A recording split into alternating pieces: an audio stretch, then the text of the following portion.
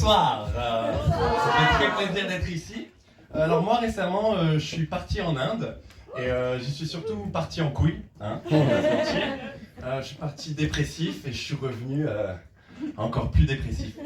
Mais ça c'est peut-être juste parce que je suis revenu à Paris, ou c'est peut-être ma nature, ou la drogue, je ne sais pas. En tout cas, j'ai voyagé à Goa, donc région des plages et des grosses teufs. Hein. Là-bas, c'est très chill. Tout le monde est un peu en lendemain de soirée. Je vous laisse imaginer le rythme de la vie et la queue aux caisses au magasin.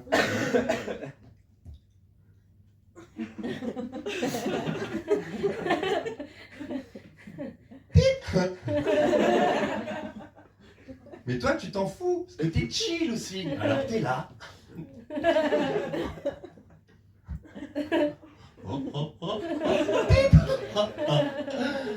Non mais je vous jure, à Goa, tout est émerveillement.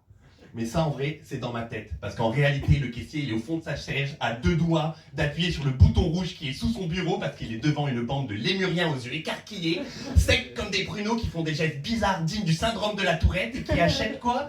Du pomme du tigre, une pelle et 50 litres d'eau. Ah. Ouais, en fait, pas si chill que ça, Goa, moi je vous le dis. Et on a remarqué à Goa, je dis on parce qu'il y a une amie qui est dans la salle qui était avec moi, elle s'appelle Rose, elle y a perdu quelques pétales. Hein.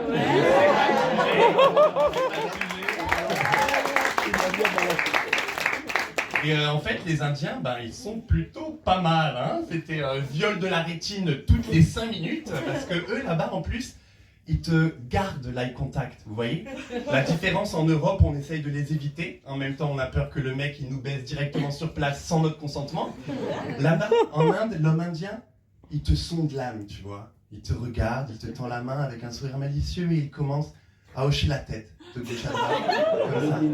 Ça peut durer très longtemps. Et là, il te chope et c'est parti. Alors ça, vous voyez, c'est raciste d'imiter des gens. Et c'est la première règle du stand-up.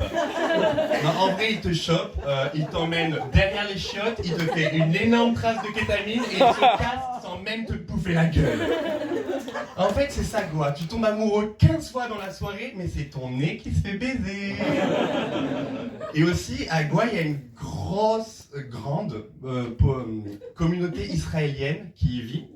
Et en fait, les Indiens s'occupent de ton nez et les Israéliens s'occupent de ton cul. Hein. En même temps, ils sont habitués à bombarder.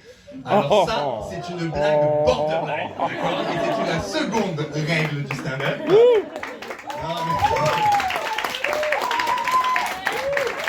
Non mais c'est vrai qu'en fait les Israéliens sont très très beaux aussi, donc conflit ou pas, moi je suce, ok? Et en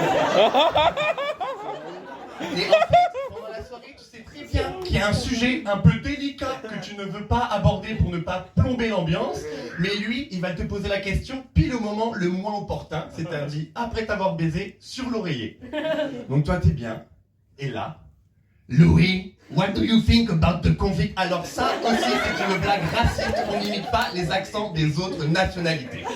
Donc toi tu te rhabilles tranquillou, tu sais plus où te foutre, tu dis je sais pas, c'est peut-être un peu radical. Comment ça radical? Non, on a souffert toute l'histoire. Ouais, je vais peut-être juste m'en aller.